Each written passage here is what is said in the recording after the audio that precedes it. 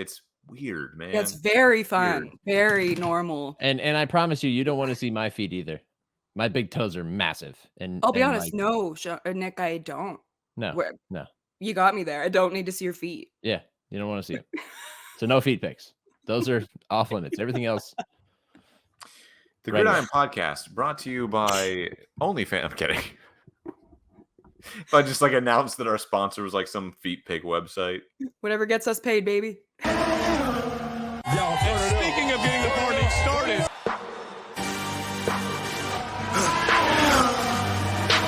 For the victory lap, though. They ain't never seen nothing like this before. Lit the room when I came through the front door. Ask me if I should overcome. What for? Train in the trees, please walk my sycamore. Touch burning sands, cross lands, and stormy shore seasons in the year, yeah. Switch gears, with keeping haters in the rear. At the blood, sweat, and tears, and my goal so near. I see my victory so clear. I see my victory so clear. It's a day, we break through. It's a day, we break through. It's a day, we break through. It's a day, we break through. It's a day, we break through. It is time for everyone's favorite podcast dedicated to only Formula One in football, and so far the only one that we can find in the entire world.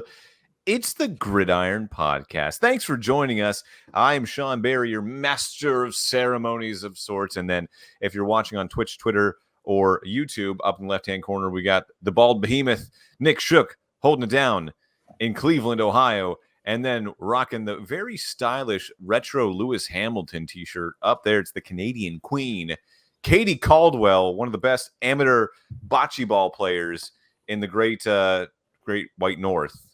That is simply inaccurate. It's nationals. We're not talking amateur. We're talking pros, baby. Also, Canadian Bocce Championship. Corrected. Get it right, Sean. It's bocce. Corrected. Starting out with absolute disrespect. I'm sorry. I'm trying to give you both props, hype you up, bring you in here, get this podcast started off on a good note, get the energy going, and you're like, actually, it's bocce. Actually, it's professional. You don't get hammered drinking Molson or Molson Light playing bocce. We do not drink that in Canada, just so everyone in the States is clear.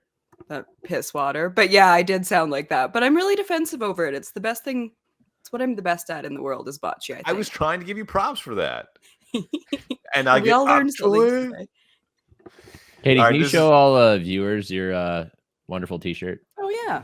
It's great for an audio medium. If you want to see Katie's t-shirt, you should follow us on subscribe on YouTube. I was going to say, what are we subscribing to here, Nick? I mean, it's all up to Katie, to be completely honest. But we just have F1fans.com. Yes, there you go. OF1.com. This is episode 39 of the Gridiron Podcast, as Katie so eloquently put in the rundown. The Dominic Hasek episode. I totally forgot he was number 39. One of the greats of all time. The Steven Jackson episode. Yeah. And we have a lot to get to. Episode. We have a lot to get to this episode because, I mean, wow. Just what a race. What a race we just got back from. Not us personally, but, the sport in general over at Silverstone. Before that, we always like to remind the viewers to please like, subscribe, listen, give us 5 stars, give us a review. And now you can email us even because we're fancy like that. You can email us at the Gridiron Podcast 3. Damn those other 2. At the Gridiron Podcast 3 at gmail.com. Drop us an audio note if you want. We can play it out on the podcast or just, drop us a hi, how you doing? We did have someone email us last week. Our first emailer ever. It was so lovely. It is. Is it in the rundown anywhere? No, it's a long email. We don't need to read the whole thing. It's private, Sean. Jeez. Yeah, that's between us and Chris. Yes, a very nice listener named Chris emailed us. Chris, we appreciate it. Thank you so much. He apparently listened to us for 8 straight hours on a road trip. I hate that for him. Dude, I don't even want to listen to us for 8 straight hours. 1.5 hours on a Tuesday night is enough. Gold star. Yeah, Chris, man, we appreciate it. Thank you so much. We appreciate your message. We're doing this for free at the moment, so we really appreciate you saying that you listen to us and you like our style, man. So we're going to keep doing it for you and everyone else that keeps on listening, because we appreciate that. We're doing it for the fun of it right now. Getting right into episode 39, guys. British Grand Prix. We're at Silverstone this last weekend. Silverstone usually, I'd say, about 8.5 times out of 10 produces a banger. And I mean, we got a banger of all bangers. We got weather changing. We got strategies changing. We got lead changes. It looked like at one point 5 different drivers were going to actually win this race. In the end, it winds up being Lewis Hamilton, his first win in almost 2.5 years and his last home Grand Prix with Mercedes. He takes the checkered flag. Right behind him, Max Verstappen, and then finishing off the podium, Lando Norris. First off, Lewis Hamilton, back on the top step of the podium for the first time since 2022. Whoever you were rooting for in this race, to see him, the sport's greatest, back up there on the top step, you had to have feel some type of way, right? Like, you had to have just felt good for him. If you didn't, you have a black heart. I don't even want to know you. That's big of you to Sean say as a McLaren fan. I'm really proud of you. It is. Thank you. Thank you. I'm being the bigger person here. Because as a McLaren fan, that's a tough scene, but we will get into that later. But okay, yeah, we'll get into that in time. Yeah, this was my favorite race I've ever watched. My favorite track. Lewis, my favorite driver, and the race was so exciting. The season's been really exciting, but something just felt different. Lewis was dialed in, Mercedes was dialed in the whole weekend, Bono was dialed in.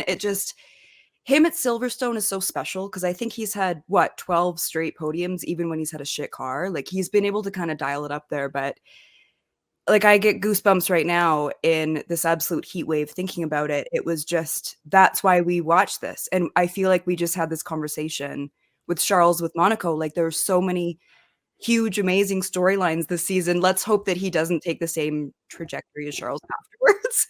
Yeah. A little tough too, but like, I will remember that race for the rest of my life. I bawled my eyes out. I started crying like 3 laps left to go, and I still can't quite believe it. Like, I know he's had so many wins, so many podiums, so many championships, 8 asterisk, but he said this was the most emotional win he's ever had. And I think lovers of him and Mercedes, but also just of the sport, felt that too, no question.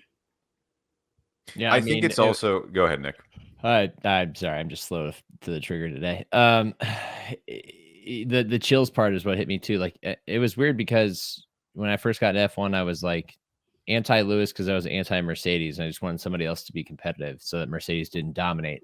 So it was a weird experience for me to lay on the couch and watch Lewis coming around the final laps and realizing like Max is not going to catch him and he is going to win the British Grand Prix. And what a story. What a perfect place for him to get his first win since the 2021 season after all the stuff that he's had to fight through with Mercedes and how they blew the redesign with the change in regulations in 2022 and everything else that he's just gone through, where he wasn't even in the points in some stretches in some seasons over the last couple of years, to finally having a car that's competitive and beating his teammate who earned pole and beating Max and beating McLaren, who probably has the fastest car on the field, just by driving his ass off. I mean, from start to finish, he put together a spectacular race, and it was just so fitting that it happened at Silverstone, the British Grand Prix, Lewis Hamilton's home race. Yeah, he's won it a bunch of times, 8 times before. It becomes 9 now. It just a record. It felt picture perfect, like it was a Hollywood script. And to hear him break down into tears on the cool down lap after the race, I was just like, oh man, like I started to get emotional too over Lewis Hamilton, a guy that I was actively rooting against in the first couple of years of my F1 fandom. It was just great. It was perfect. When he hugged his dad. Oh yeah. And it's funny you mentioned Hollywood script, because we literally did get a Hollywood trailer that was released before the race for the new F1 movie titled F1. Creative. Groundbreaking stuff there. Yeah, very creative. It was hard for me to digest in the moment, and it's been like looking back on it, yeah, it's everything you said. But in the moment, like, yeah, I'm a McLaren fan. I'm wrapping my head around how did they botch this? And we'll get into that in a second. But when you go back and you think, yeah, like this was something special, because going into this race, everyone, and you heard a lot of the reporters there say, like, everyone, whether they were even wearing Mercedes merch or, Aston Martin merch, like, everyone there was a McLaren fan that weekend. Everyone wanted to see Lando win it. Everyone wanted to see Lando kind of come from, crashing out or getting that puncture against Max in Austria and then come back. They wanted that redemption arc. They got a redemption arc. They just didn't get the one they thought they were going to get. So as it was winding down and you saw that, Lewis was going to hold on and he was going to win this, everyone kind of started to realize what they were watching and what was going to happen. And obviously they gave him a standing ovation. I mean, he's a homegrown guy. This is his home race just as much as it is Lando and George and Alex. But to see the greatest driver statistically of all time back up on the top step, driving around with the Union Jack again, that was something special. That's why you love sports, right? These moments that you didn't see coming and they just make you fall in love with it all over again. Well, and the way that his last win ended was so crushing, and it just feels like as a Lewis fan, it almost feels a little reminiscent of my dating life where I've felt joy before, that's been cool, and then you start to just feel like it's just never going to happen again for you. That's how I also felt as a Lewis fan. It just feels like there was such a huge buildup to it, and then the car just looked so bad, and Mercedes would kind of start to get there, and then George would have success, and it just the way that it ended, and so much time, like nearly 1,000 days, and then for it to be at that race in such a good race, and no one saw it coming. There was a mechanical. No one saw it coming. No one saw it coming. Nick Shook saw it coming. I was gonna say, hey, we'll give him props, but we'll get to that later. But no one really saw it coming. Honestly, something felt a little different, kind of like Charles to me in Monaco. Throughout the weekend, it just felt like Mercedes was so on it, and George is coming off such a huge win. But what was so cool about Lewis is he drove his ass off in this race, and obviously we've seen him do that so many times, but it's not that it was Max's car blew up and then two people crashed in front of him and he took advantage of it. Like, what was really special is he won that race, like, especially with all of the mixed conditions, and he is just an absolute master with dealing with his tires. Like, you saw Lewis, old Lewis that we're so used to seeing win and win and win. Like, it felt so good. It was so special. And it's so crazy to think that he was hugging his dad in such a different way the last time that he thought he was going to get his last race win. It was so emotional, and it just took me back to that moment where he was hugging his dad, and there was so much sadness and shock with it had just happened with Abu Dhabi, and then all of a sudden you saw him sobbing, holding his dad, the longest hug ever, and then he went to go wipe his eyes, but he still had his helmet on. Like you said, it was such a storybook way for him to get his next win that I honestly just kind of thought that it was never going to happen again. I became so cynical with it. I think there was also the element that you're right, but this, again, his last race with Mercedes at his home track, and now you're kind of thinking, oh shoot, is it the right decision to go to Ferrari? I think all these teams are so close to one another that it's really ultimately not going to matter. I think all four teams are going to win over the next couple of months, and hopefully next year as well. I think Lewis even said after the race, we're in for an epic 18 months of racing, which is fun to see. And to give Nick his flowers, last week on the podcast, in our podium predictions, Nick Shook predicted, something crazy is going to happen, I think is the exact quote. Lewis Hamilton number 1, Max Verstappen number 2, and Lando Norris number 3. A perfect just ding, ding, ding, 3 for 3 for Nick Shook. Take a bow, please. I was trying the stage is yours. hard. I was trying so hard to download it in time to throw on the show. And for some reason, I can't get the damn thing to show up in the folder that I wanted to show up in. No. So, wait. Let's see. There it is. Downloads. Maybe it's the wrong format. That's probably. Otherwise, we'll add it in post because it is important. Here it is in post. I don't believe in Lando to get the job done unless they win on strategy, and they haven't won it yet. Let's get crazy. Lewis Hamilton P1, Max Verstappen P2, Lando Norris P3. That'd be great. Magic of editing. All right. Sean, and I understood why when you went with your predictions last week, you went with Lando because the gloves are off, is what Sean said repeatedly. Lando's redemption story was about to be written at Silverstone, also his home race. And instead, it was a redemption story that was so much sweeter, that had so much more background to it. And now I just worry that Lewis is going to a worse team next year. And it makes me sad.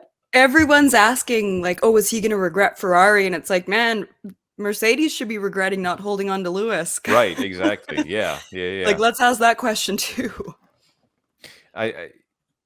Again, Lewis said we're going to get an epic 18 months of racing, and then in 2026 we hit the reset button. So let's enjoy it for what it is now, and then hopefully next season too. But then again, you worry about 2026 when 2026 comes, because that's what he was banking on, like winning his 8th world title then, not next year at Ferrari, but in the following when they reset the formula. Unfortunately, we do have to talk about time, Sean. Sean.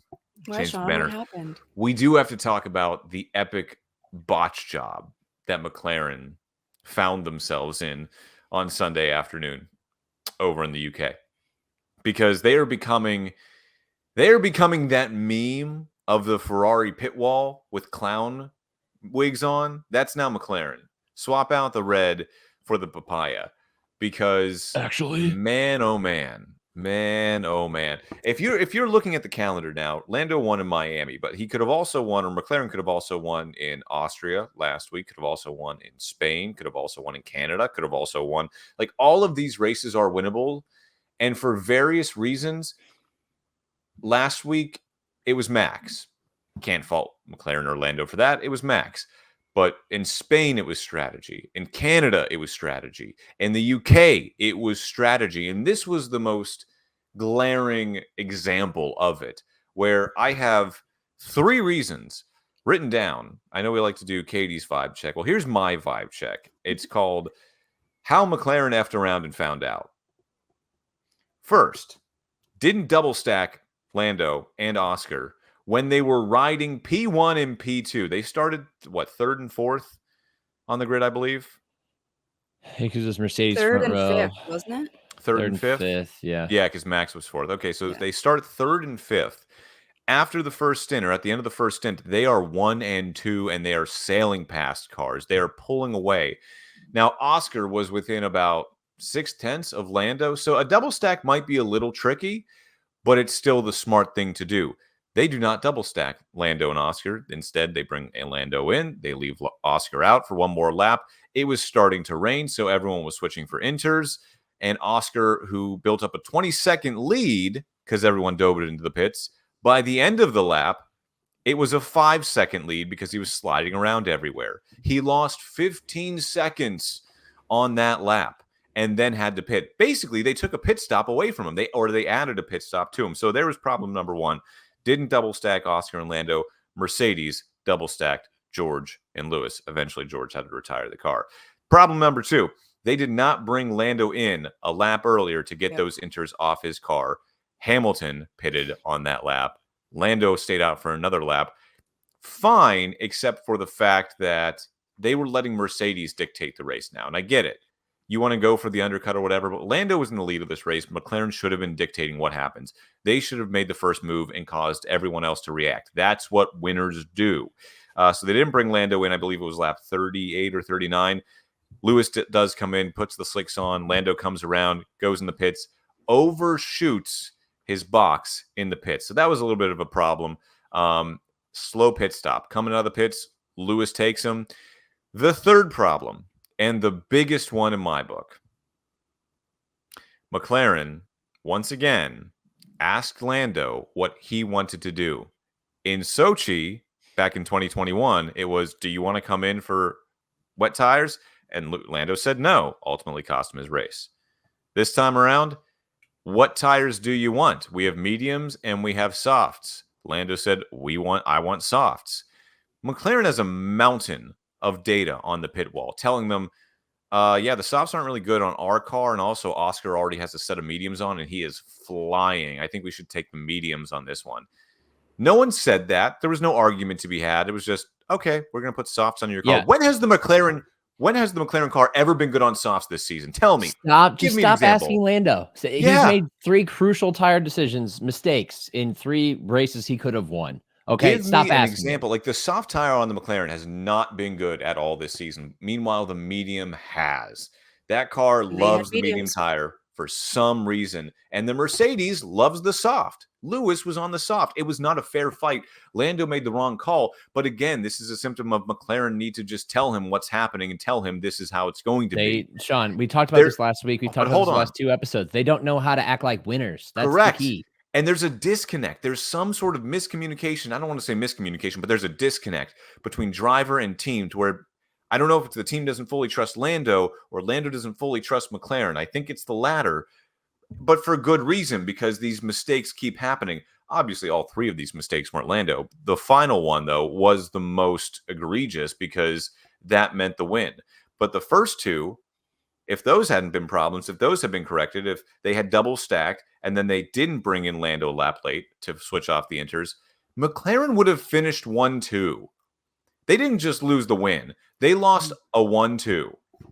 And the funny thing is I don't know if you guys, I know you guys are more partial to Alex Jake's broadcast crew, but I was watching the Sky Sports one with Crofty and Brundle, and Brundle was losing his mind on the laps prior to them pitting, where he's like, they need to back Oscar up. They need to double stack. They need to back up and create space. And then you see Lando go in and Oscar just keeps on going. And they're like, what are they doing? And I heard that too, because I love Ben Edwards, but I've become such a fan of Alex Jakes. And I saw after that, I heard a call from him, but my F1 TV, they had Ben Edwards on there. So I switched it over to Crofty. So I was watching the international feed. But yeah, there was an Alex Jakes call. And of course, he hit it out of the park. And Crofty did too. Crofty, yeah, I was laughing at that too, Nick. Yeah. On the final pit stop, though, Crofty was saying, he's coming in for a set of medium tires, and that's what I thought. And then when he pulls out of the pits and I see that red ring on the tires, I was like, he came in for softs? Yeah. Why? Wasn't it fun though that the last stint for the top 3 drivers, they were all on different tires? Yeah, Max on hards, Lando and Lewis were on softs. Oh yeah. And then heck, another 5 laps. And the winner of that race would have been Oscar Piastri, because he was absolutely flying on that set of medium tires that were basically ground down to softs at that point. Like, he was torching and he almost caught Lando. Alas, he did not. And alas McLaren makes another mistake and costs themselves another win.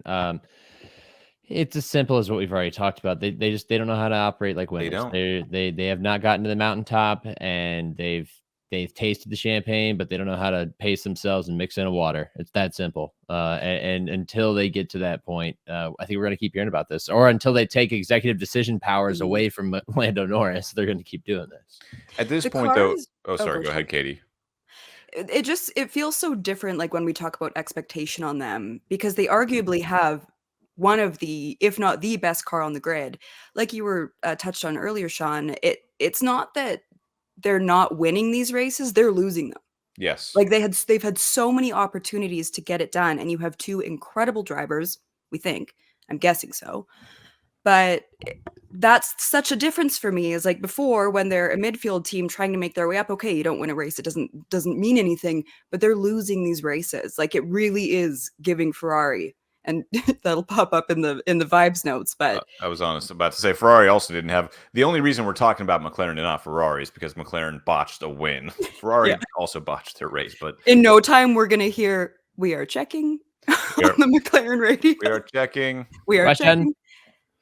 We are going with plan F. It's gotten to the point, though, where we can talk about this and we can criticize McLaren. We can criticize Lando, because like I said, how can you not?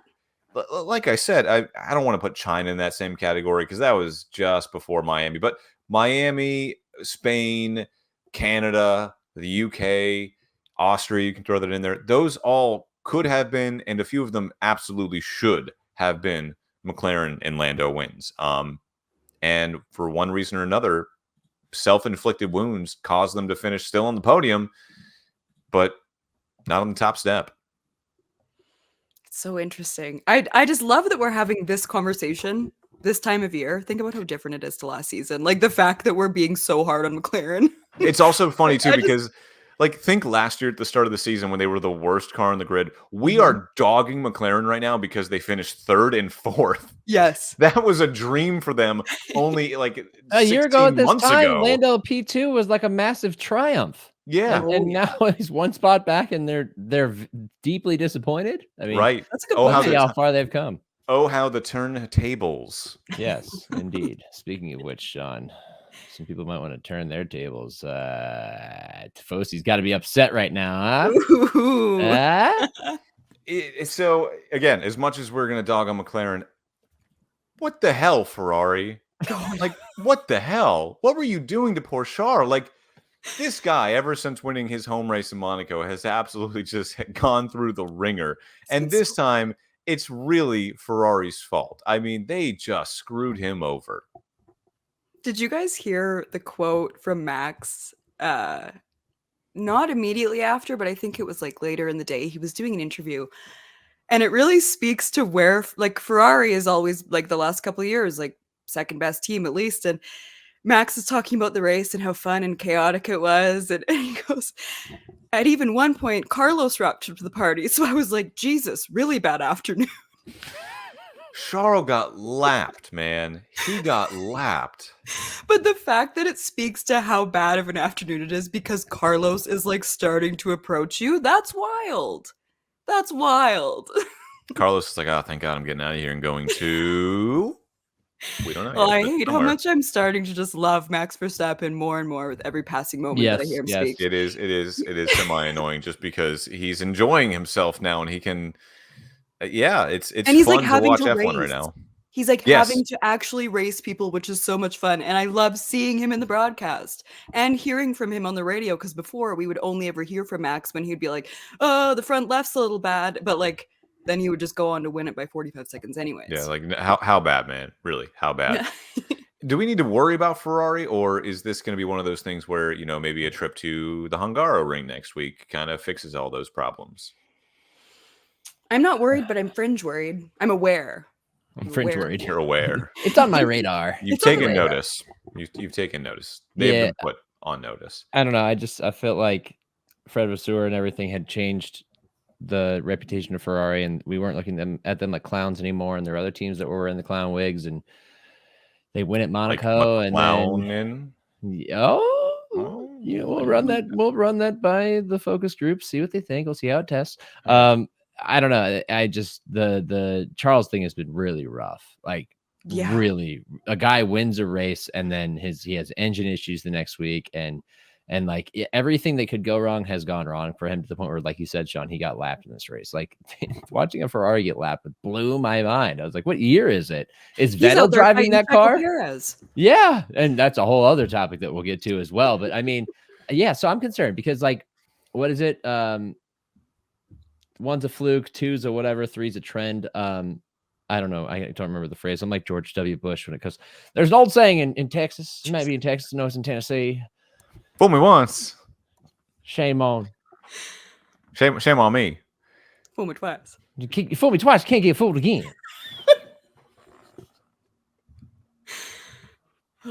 By the way, I was watching Turning Point. Why did memes docu-series. exist back in the early 2000s? the docu-series on 9/11 and the War on Terror, and I never realized how often W in press conferences would say, "Oh, there's an old saying in Texas." My favorite to this day is still when he's on the golf course taking questions on the tee box. The United States does not and will not ever negotiate with terrorists. Now stand back and watch this drive.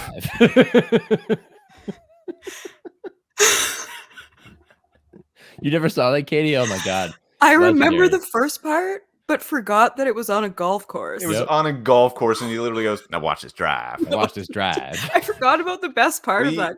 We were robbed as a generation and as a world that memes did not exist back Oh, in the early yeah. 2000s. Speaking of Oh which- my goodness. Now watch this drive. I would love it if Ferrari actually had one of those moments where they were like, they made some statement. They're like, now watch this drive, and actually produced. Yeah. Because they have not produced since Charles won Monaco. And it's a bummer. Sainz is now out driving Charles again. But the thing is it's kind of irrelevant because they're just kind of just hanging back there. A few races go, it's like, oh, there's Ferrari in P6, not really relevant. And then Mercedes jumps to the conversation, and Ferrari just continues to fade. And I mean, McLaren's now only 7 points behind them, and they were like 90 points behind Ferrari at some point. Yeah, Again, the only reason we're back. talking about McLaren more than Ferrari is because we are kind of expecting them to win more, and also they botched their race even more than Ferrari. But make no mistake, Ferrari still botched their race. And it just sucks this season of all seasons where you're finally, in theory, you should be able to catch up, but you're fighting against exactly one Red Bull.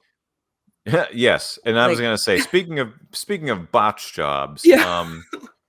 Sergio Perez. Again, What do we what even the say? hell, man? What do we even say about What- it? Like it's almost I like don't boring know. to talk about. But it's not, because like last year, yeah, he had a dip in performance, but this year he has had a nosedive off like the 20-meter platform. He did last season too. I think so many people forget. Like it This is wasn't just even kind of worse. this. It is We're not talking about Arguably this worse this or year, but- this. We're talking about this. the same thing happened last year, but this year it happened so much faster, and it's just so sharp. Like it feels like he's consistently out in Q1. So what did he Maybe finish lucky this to time be around? out in Q2. What did he finish this time around? 17th, I think it was. It might have been worse than that. It was worse than that last week. So he started 17th on the grid and then started in the pit lane because he crashed out in qualifying. The funniest soundbite, the funniest radio transmission of the week. He goes into the gravel and then he goes, "Can someone give me a push?" And they're like, "That would be assistance. That would be We can't do that." You just qualify. Yeah, he finished 19th in quali. Finished 19th, and then he starts from the pit lane. So obviously out in Q1 again because he crashes or spins off, slides into the gravel. But it's once he's back there, you're like, all right, he had a shit qualifying. But once he's back there, he still doesn't do anything. Surrounded by like Nothing. Alpines and kickstake Saubers and V-carbs, he still can't do anything. And he's not even fighting with guys like Haas because Nico was up in P6. Like it just which love The that. last 6 Love that, races, but Nico Hulkenberg has outscored Sergio Perez in a Haas. But I feel, it's just so frustrating because everyone else probably has the same stat. Like he's like up there fighting. Logan Sargent, didn't he finish ahead of him? He finished, Yeah, like, Logan 11th. finished P11. I just like I don't know what we can say that we haven't already said, but like again, I'm screaming from the rooftops. Like, what else does Yuki have to do? What else does Daniel have to do? Throw Liam Lawson in there. I don't give a shit who you put in there. Bring yourselves back into like I know they're leading the constructors.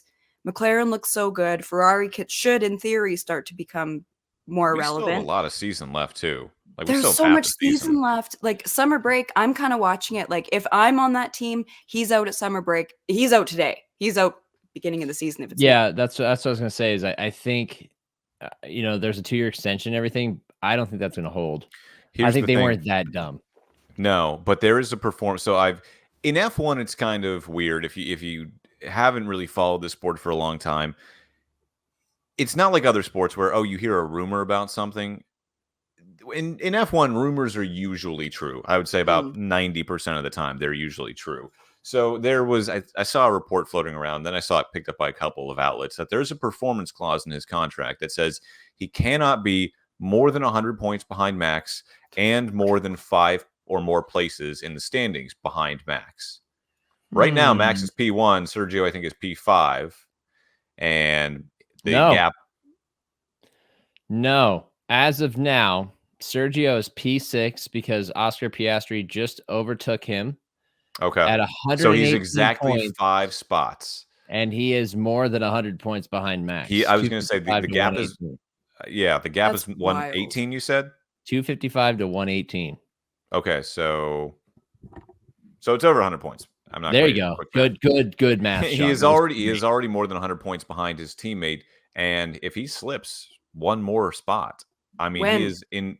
When he True. slips. No, good point. When? So next week in Hungary, when he slips one more spot down in the standings, Red Bull are well within their right to, if this is true, fire him for cause because it's in his performance clause of his contract. So that'll be something to watch out for. Who do you like? Yeah, I think you throw Yuki in there, honestly. Like, I'm sorry, Daniel. You had your shot, and you're not convincingly beating Yuki at this point. I'd throw Yuki in there to see what he can do. I'm going Daniel- Yuki or Daniel's Lawson. I don't know Yeah. if they throw Lawson right there in the Red Bull. What's it going to be? Worse than Checo? Like, that's what I keep going back to, because my first thought was like, yeah, he might not be ready or whichever, but like, oh, what's the alternative? Yeah, but if you think Checo about it, continues to finish P17? Like, what makes more sense though? Like you put Yuki's got a few years of F1 experience in his back pocket in that car, and then you put Liam Lawson Who has in one the V race. car. oh, we all know I'm like firmly Team Yuki first before Yeah. anyone else. I know Yeah. you're playing devil's advocate. But I know there's that. that's so many fine. people that I want to make a case for over Checo. And what's so confusing about this, and we've talked about this before, but like, look at Gasly, look at Albon. Like, Red Bull was known for being super ruthless with that second driver, especially behind Max. It's just such a strange and confusing situation because Checo's been so consistent for so long, and it's consistently bad. It's consistently have, bad. It's embarrassing at this point. It's honestly. embarrassing, and it's shocking. I would like to toss out a new candidate because look, the constructor standings right now, the latest update, Red Bull is standing on top at 373. The vast majority of those points have been earned by Max Verstappen. Ferrari's only 71 points away, and right behind Ferrari is McLaren at 295. Like, give this another, I don't know, 5-6 races, it could get incredibly tight, and suddenly they're in a really bad spot. They better make a decision before long. But my candidate, to illustrate and underscore Katie's desperation to replace Sergio Perez, my candidate is the Canadian Queen, Kate Caldwell. Put her in the seat. Thanks. I'm a fast driver, but only in my Volkswagen Taos, and it doesn't go as I was fast. gonna say, as I was like, what are you pulling up there in a Passat? It is a cute little whip, but yeah, I'd be terrified. I'd be such a liability behind this fun car. I'm so competitive, and I'm not talented, and that is just like not a very good Unless she's on a combination bocce for court. success. I don't necessarily it's recommend a it. recipe for wrecking is what it is. It's a recipe for a wreck. I'm not good, but I'm going to try really hard. That's a recipe for what? Nikita Mazepin? It would definitely be giving Nikita. At least I'd be Yeah, very funny on the radio, I think. Maybe. I'd give a lot of George Russell energy. As poor as Sergio has been, though, again, You're I not mentioned smart him. enough. Nico Hülkenberg has just been. I mean, I'm so happy for him. Like Me when too. he got booted from his seat back at Renault, and what was that, like 2018, 2019? You thought, okay, it's sad because he's such a likable guy and a well-known figure in F1, but at the same time, like, he had his time. He was supposed to be the next young thing, and it never turned out. Still never stood on a podium. He has started the most races ever without a podium, and that continues to this day. But at the same time, he's showing that he is a capable Formula One driver. Oh, yeah. And that Sauber is getting, or whatever they're going to call themselves next year, they're getting a good driver. And he is driving the crap out of that Haas. I hope in 2026 that when everything's so much more wide open, I hope we get to see him in a proper top of the field car, because he's always kind of been midfield. Like, he's gotten there so many times. Obviously, everybody knows the stats, and he's finished like P4 how many times. But man, I want to see him in like a proper good car. Rack up all those podiums, Nico. Put him in I'm the so mark. stoked for him. He's such a likable guy, and he's driving so well. Silver arrows. Nico Hülkenberg. Stop talking dirty to us, Nick. That's what I do. Not safe Yeah. for work. Again, the last 6 races, he has outscored Sergio Perez. Wild stuff considering he's in a Most Haas. people But they have said that the Haas is reacting very well to the Ferrari engine upgrades. So that's something good. They're trying to chase and fight with V-Carb. I'm sure we're going to see an episode of that on Drive to Survive coming up. For the 5th season in a row, Haas has a rivalry with, checks where they are on the standings, the team next to them. First it was Renault, then it was McLaren, then it was Alpine. Now it's V-Carb. Yeah, they just love battling down at the bottom of the They- barrel. they- You gotta make it captivating one way or another. They love it. You got Williams in here, and I understand why, because James Vowles had a very cryptic, is that the right word to use? Very cryptic kind of quote before the race, talking about, what they're going to do with their open driver seat for next year. Obviously, everyone's kind of looking at Carlos Sainz. Carlos is like, he's the one driving this train right now, and it's out of control because like nobody knows what he's going to do. But at the same time, and James kind of alluded to this, there has to come a time and point where we stop waiting, right? Because we don't want to be last in line. So we got to take care of us. We got to think about number one right now. So James Vowles said, we're going to basically focus on, who wants to be here and like who we can get because there has to be a deadline to this.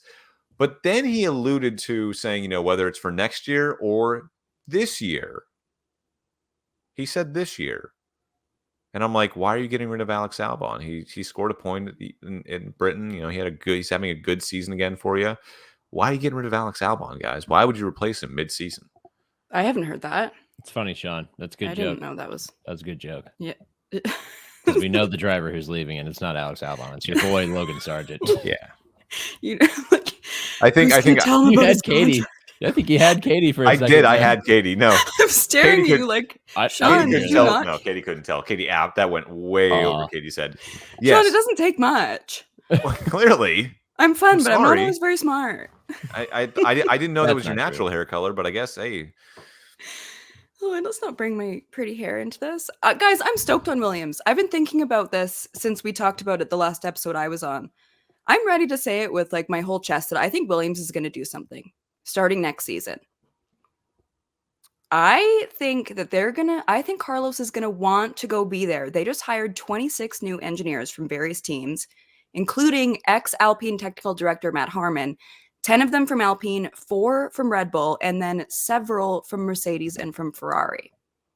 So if I'm them, I don't know where Adrian Newey's going to go. As a Lewis fan, I would love to see them together. If I'm Newey, I think there's a big potential to awake a sleeping giant in that team. He has connections to Williams. I think there's a chance that Williams can go ahead and properly do something. And I think we've seen it in the works. Even watching this race, I'm watching Albon and I'm watching Logan, and they were looking pretty good. And that's Logan Sargent I'm speaking of, who should not be in Formula One, was looking okay. I think the car is starting to get better. I think the team is starting to get better. But I'm really, really excited and really hopeful, and I'm betting big time on Williams moving forward. If I may, real quick, we know Carlos, he is the one he's the linchpin in this whole silly season, at least at this point. Why hasn't he signed for Williams already, Katie? What's the rush? Like if you're Carlos, there isn't a huge rush. It's not even summer break yet. So, and here's the thing. I think that's a factor. But I also think up until this point, everyone also assumes that your options are Haas, Williams, and Sauber. Like, there's your options. Mercedes. I think that Carlos isn't – I don't think it's just Carlos that is, holding this up.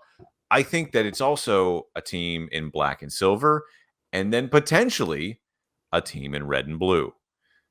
Because look at what they got in that number 2 seat right now. We just talked about how bad Sergio Perez has been. Could there possibly be? Because who'd you rather want right now? Do you want Carlos? Or do you want Yuki? Honestly, I'd say Yuki from a team perspective. I would say Carlos.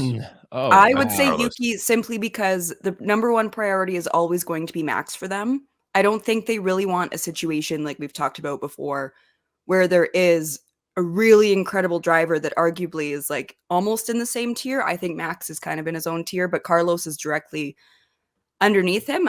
I think someone like Yuki would just be so thrilled to be there. And he hasn't reached that level of success yet of a podium, of a win. And I just think team dynamic wise, it would be really good to have a solid second driver that's scoring points, but isn't necessarily needing and wanting to go for wins all the time. Whereas Carlos, he knows what that's like. Him and Charles are so evenly matched that I don't know if Red Bull wants that situation. You can't tell me that the little firecracker that cusses more than anyone else on the radio is not going to want to go for a win. He's grown up. You can't say that. That is a different Yuki, Sean. That is such a different Yuki. At the same time, you're going to get maybe another Alex Albon scenario, Pierre Gasly scenario, where you have a guy finishing P1 and then a guy finishing P10. That's so better than what they're doing right now. That's a point. Sure, that's a point. But when McLaren's coming in 3 and 4 and Ferrari in 5 and 6 and Mercedes in 2 and 6, like those points aren't going to equal out. You're going to have a situation that you have now. And what did you say at the beginning of the season? I forget what we were talking about then, but you said something about Sergio. The reason they're keeping him, the reason they wanted to do this was because, winners go for it. Like teams that want to win, champions, they go for it. They maximize. They don't care if they're like stomping on someone's throat. They will do it. getting Carlos in there, who is a capable second driver, and sure, he might try and take the fight to Max a little bit more than anybody else, but at the same time, if you can secure more 1-2s, that's constructors championships as well, which is what Mercedes always cared about too. So I don't know. You tell me. Hey, we don't know that Yuki can't be scoring P2. No, just saying. We have not seen him in a better car than that absolute tractor he's been driving. No, we don't. I'm not ruling that out that Yuki could be a Carlos. We just haven't seen him in a car like that. And we haven't seen this maturity level that he's finally grown into, the experience that he's grown into. I'm just glad that our talk started with Williams and ended up with Red Bull because it continues to be the biggest issue. But also, I do want to point out one of the many great things about Katie Caldwell is her enormous heart. Nobody buys into Williams, like unless you're somebody like Katie who really believes or Doralton Capital in the greatest potential of you, whether you're a team or a driver or a principal or just a common person on the street. Katie believes in you, and she will ride with you if you give her a reason to ride. I want to see Williams. Broncos country. Let's ride. Williams country. Williams country. Literally, let's drive. It's like a bad cigarette. I would love to see Williams because Williams is that team, that bottom feeder that actually has fans.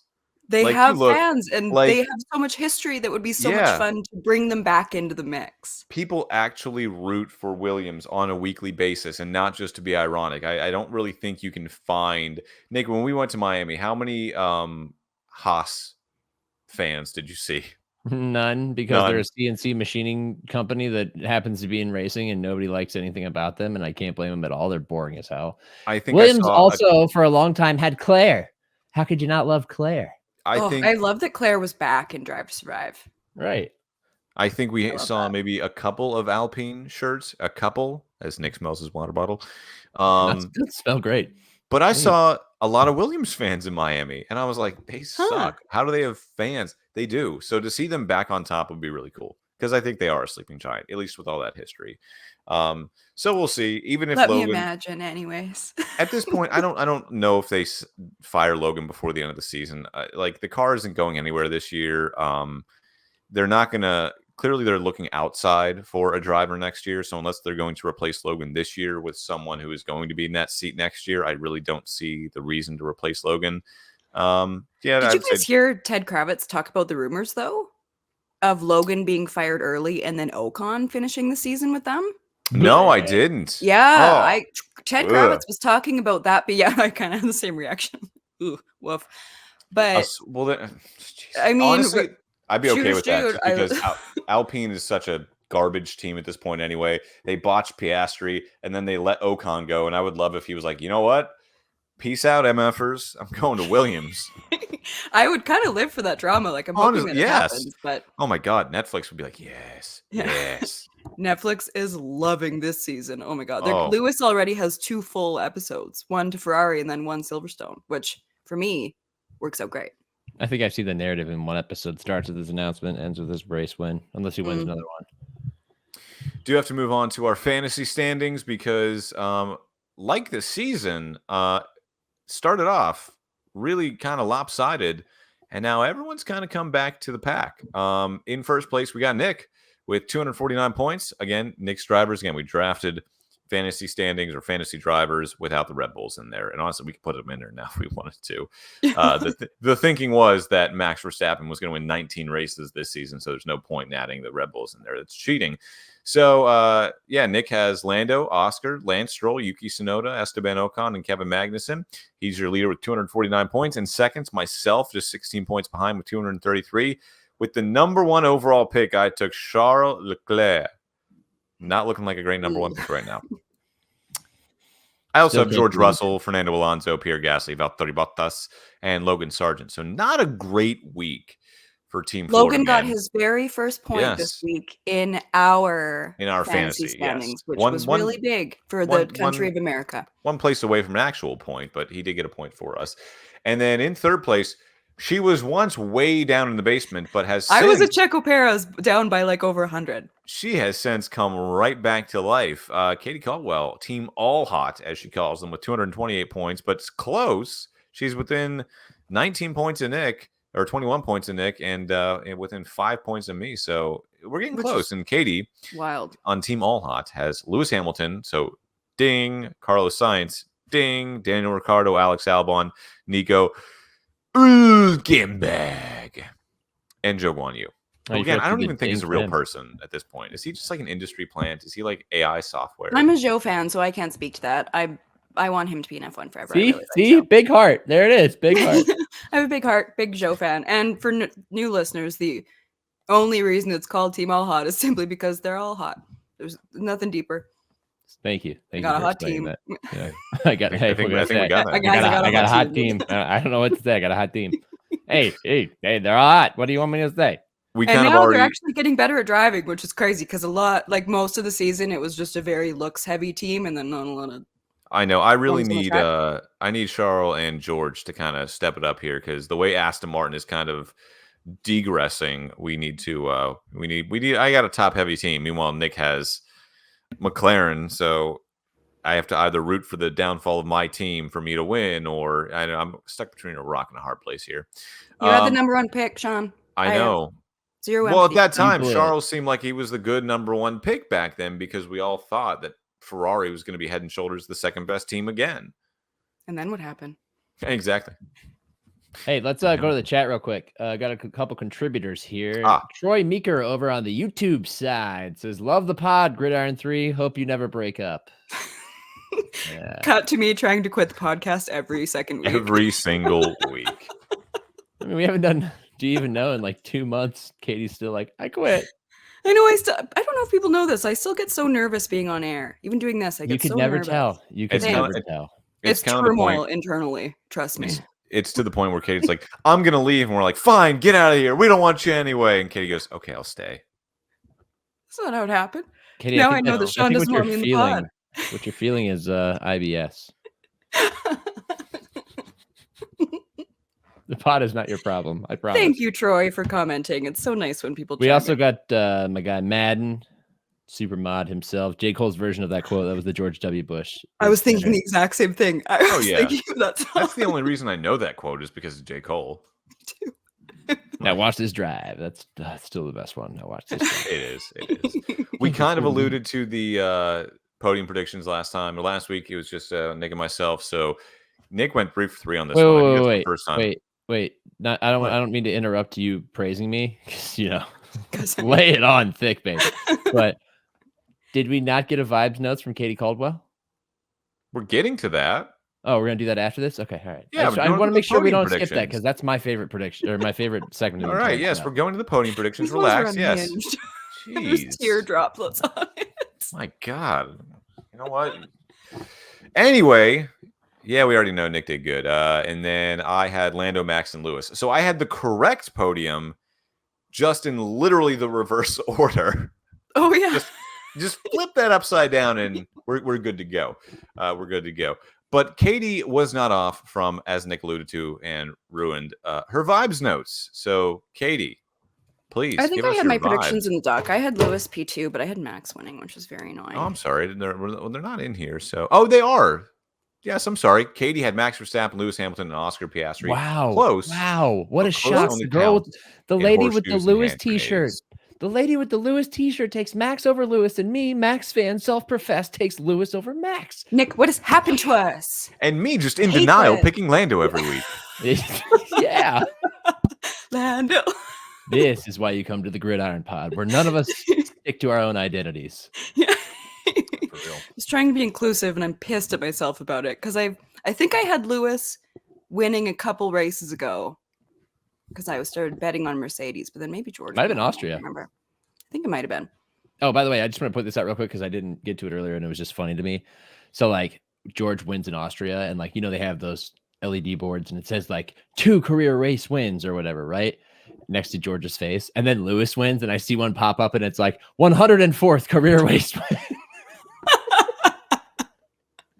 I was just like, damn. Yeah.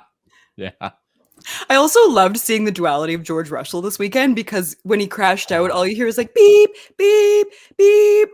When he wins, he's like, oh, sugar, and like yabba dabba doo. And he gives like all these very funny George Russellisms. But then as soon as shit goes sideways, it's just a bunch of cursing. Mother effing yabba dabba doo. Yeah. I want him one day to be like, Wilma.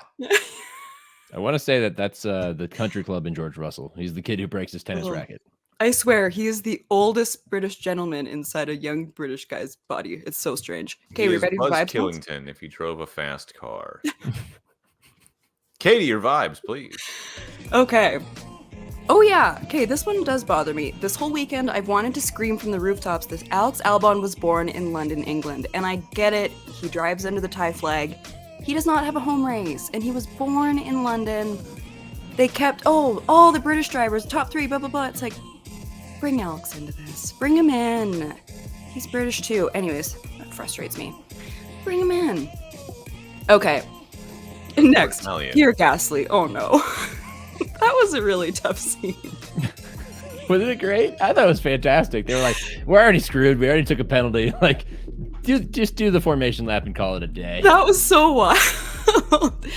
And then I have McLaren looking better than the Red Bull in mixed conditions. And then, holy shit, Lewis Hamilton is leading the British Grand Prix in a bunch of capital letters. And the next one is, well, that was very short-lived.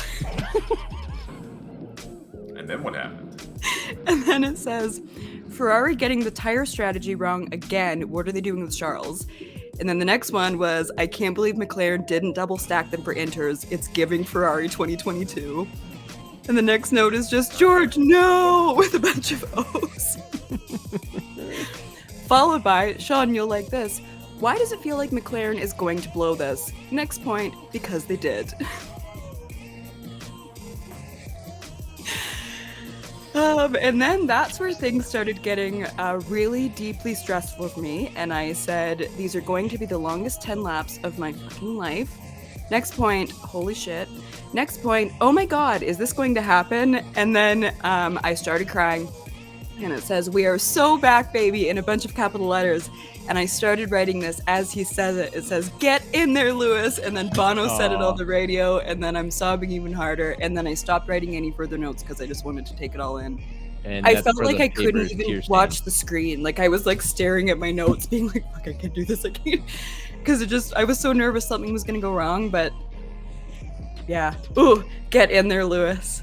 Oh, those words just like And the chill way he my whole said it soul. too was just music to my ears.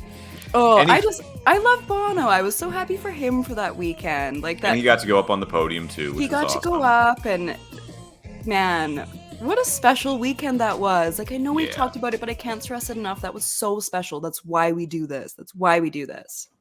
Any final notes on the British Grand Prix before we give our Hungary predictions?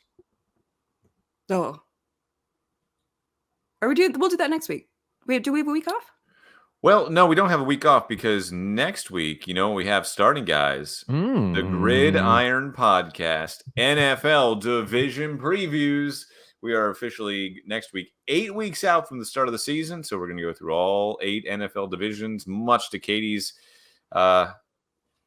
what's the word I'm looking for? Dismay. Chagrin. Dismay, chagrin, yeah. I like talking ball. I just love talking F1 a little more. Yeah, Football she's- stresses me out sometimes. She's all about ball. So we can do the Hungry predictions next week if you want, or we can get them out of Yeah. the way now. We can do them No, next week. save it. That's Let's fine. bring in some F1 next week. Yeah, That was a good programming and producing on the fly moment out of you two. Real great. Good that's job. fine. We can do 5 that. stars. No notes. And no also- sponsors either, so we have no obligations. If you would like to give us 5 stars, please do so wherever you download your podcasts. And as always, you can email us at thegridiron3 No, at gmail.com. No, John, Gridiron Podcast 3. Gridiron, God dang it. It's on the screen. God bless it. Gridironpodcast3 at gmail.com. We got to work on an email. Maybe that's why no one's emailing us. the Gridiron Podcast 3 at gmail.com for those of you who may still be confused by Sean's late night reading of his own typing. Well, maybe Not Katie's that way. typing, but It's fun we normally don't getting even start. Fun till this time. emails. Most emails now are never fun. Yes. Like most emails you get are generally like a bit stressful because we don't use them largely to communicate with people anymore. No. I It's love a to fun ask for email. things. and no, we will not send feet pics. Don't ask. Yeah, I get enough of those requests on other outlets. It's very strange. Yeah, you don't want to look in my Instagram message requests. It's a really deeply intense, dark place that I rarely visit. And I'm not the only woman on the planet that has a deep. Oh no, I mean, no. we all work in media, and it is. Yeah. We all know. We all know what goes on. For all of our female, either co-hosts, colleagues, it's weird, man. It's very fun, Weird. very normal. And I promise you don't want to see my feet either. My big toes are massive. And I'll be and, honest, like, no, Nick, I don't. no, Where- no. You got me there. I don't need to see your feet. Yeah, you don't want to see them. So no feet pics. Those are off limits. Everything else. The Right. Gridiron Podcast brought to you by OnlyFans. I'm kidding. If I just like announced that our sponsor was like some feet pic website. Whatever gets us paid, baby. Okay. On that note, until next week, and again, we're going to start our NFL division previews. A lot of people like those. We do get good numbers on those, so I'm excited for that. I don't know which division we're going to start with, but I'll let Nick decide that because he is our NFL.com guy, so he'll get to do all that stuff. All right, Sean, let's do hate it or love it. Yeah, I was gonna say, are we gonna get to the last segment or what? You just Yeah, I'm just shooting the shit right now. Nick, what's your hate? What's your hate, Nick? everything. Oh, see. I guess I'll go this route. I've known about this for probably a month. The end of the Around the NFL podcast. That's how me and Katie became connected. She was a longtime listener and had heard me on there. She first connected with Wes. And it went out in a fashion that, a lot of people are upset about. And I very much understand that. Sometimes we're not in control of what happens. I very much am that person in this situation. And it sucks because it was a beloved podcast that ran for 11 years. And I was fortunate enough to make small appearances on, which kind of grew in length. And I got like a little bit of secondary exposure to how Nick, passionate you were those a big things part are. of that. You You really were. I'm not good at taking compliments. But everyone listening that has heard you on there knows that like Colleen, like there's a family that was with them, and you're very much part of that family. And Yeah. we get a lot of like listeners and viewers on this podcast because they're like, "Oh, I saw you on Twitch, and I saw you because I saw you on Around the NFL podcast." Exactly. So, Yeah. I mean, we have so much. We have you to thank for this, Nick. So it sucks that it's over. It was a special thing, and one thing that I said on our recording of the new podcast, NFL Daily, which you'll be able to hear tomorrow, is one thing I've learned in life, 32 years old, and over the last probably 10, 15 years, is nothing is forever. Even the best things come to an end, and the lesson that we can take from that is to enjoy them while they're there, and be present and soak it all in before it's gone. And don't be upset that it's gone. Smile because it happened, all that nonsense. But truly, like, nothing is forever, and it sucks that it ended, but it couldn't go on forever. It just feels like it probably could have gone on for a few more years, but that's the way things go sometimes. So a shout out to Greg, Mark, Dan, Wes, everybody else who's been associated with it. Still happy to work with a lot of them, and feel very fortunate for the position that I'm in, but it does suck that podcast will no longer be around. And I'm sorry to everybody who showed up in here on Twitter or Twitch or wherever else and, bemoaned the ending of the show, but it's part of life, guys. Katie, your hate? I'm gonna transition to my love because I have a different hate, but my love for this week was the Around the NFL podcast. They built such, like, the pod was so amazing, and I always felt so connected with the guys and with you and with everyone, but they built such a community. Like, all you had to do was look at the Reddit page that is still so incredibly active, and everybody's kind of collectively going through it on the Reddit page. But like, they were like OG of podcasts. Like, podcasts weren't really a thing, and it was just the perfect combination of people, and they brought in so many great people, and there was such an authenticity to it that you struggle to find a lot of places. And I feel like so much of what I learned about football was from that podcast. So it felt so surreal the first time that I met Nick, and then I brought him on to my radio show in Vancouver, and then I sat on the cord and I accidentally left the interview midway. But like, even that was such a special moment because I felt connected to you, Nick, but then also that family, because Wes became such an important person to me too. And Yeah, like you said, Nick, Jesus, you hit me right in the feels with this one, but all good things do come to an end, but especially with everything with Wes, I wish that they were given the opportunity to do a proper send-off, because like they recorded Super Bowl Sunday 2 days after he passed. Like they really kept it going even in his absence in the most beautiful way. I wish that there was a purposeful episode or whichever leading up to it, but it is what it is. There's nothing we can do. But yeah, that was my love for this week. I feel like it still feels so surreal. I'm so excited for Greg's new show and for who's going to be appearing on it. And it's weird. It's like so many people felt like they were a part of that family, and even the listeners who have never met them feels like it's such a family. And yeah, it just sucks the way that it went down, but that's my love this week. I listened to every episode of the last probably 9 years. It's weird when it just goes away. You feel like you know these people. And we had Greg Rosenthal, friend of the show, on. Yeah, and maybe we'll get more of them on. Yeah.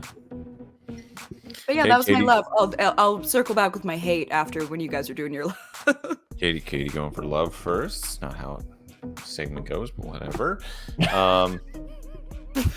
Trying to produce on the fly, Sean.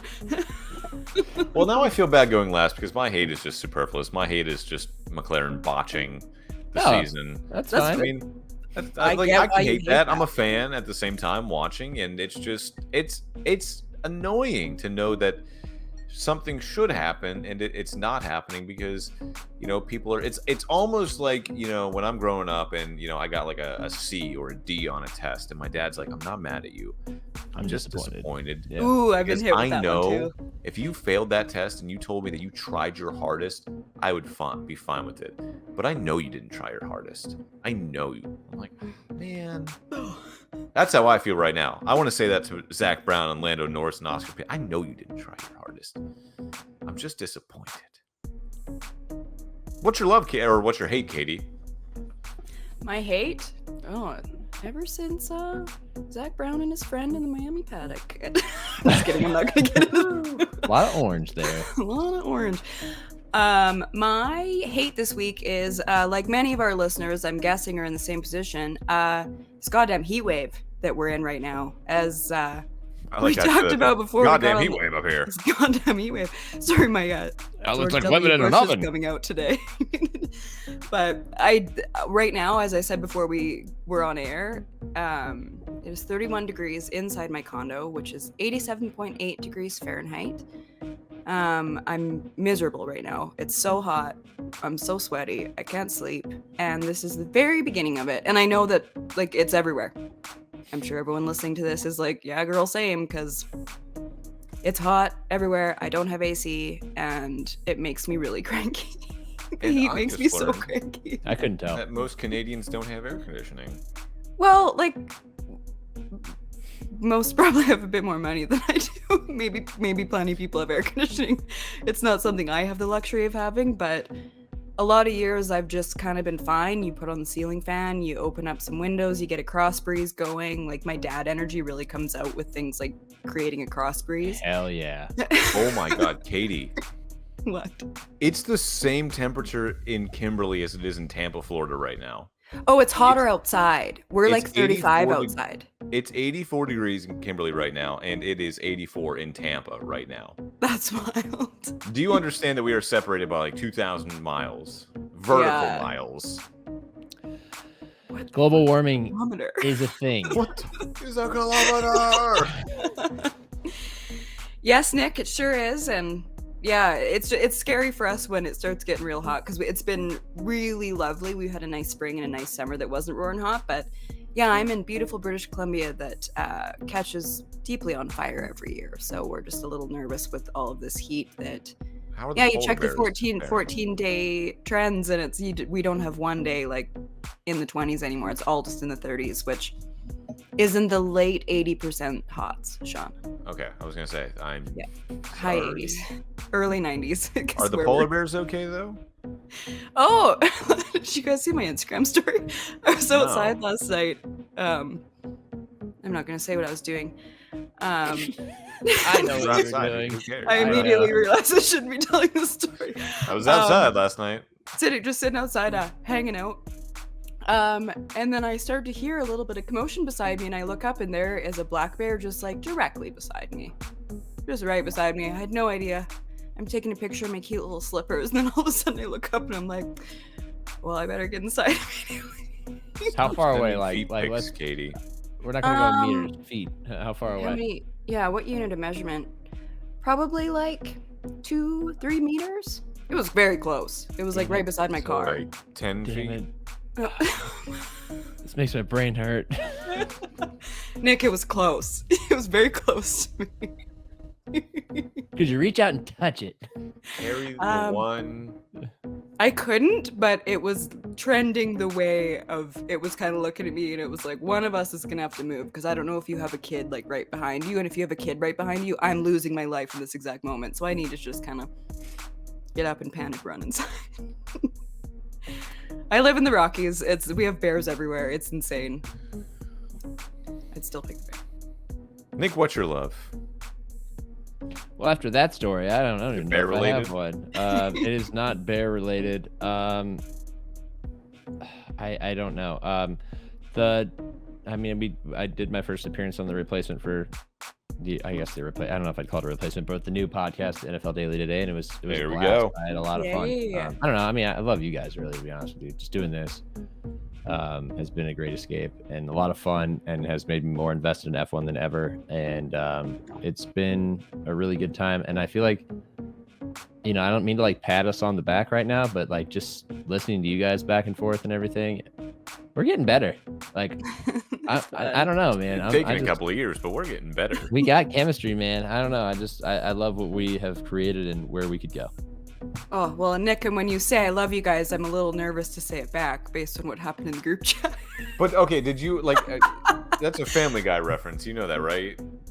Yes, Sean, I've watched Okay. Family Guy. Also, my family know. said "shut up, Meg" to me a lot growing up, but we were deciding a time for a the lot to unpack there with that omission. But Shut I'm up, the Nate.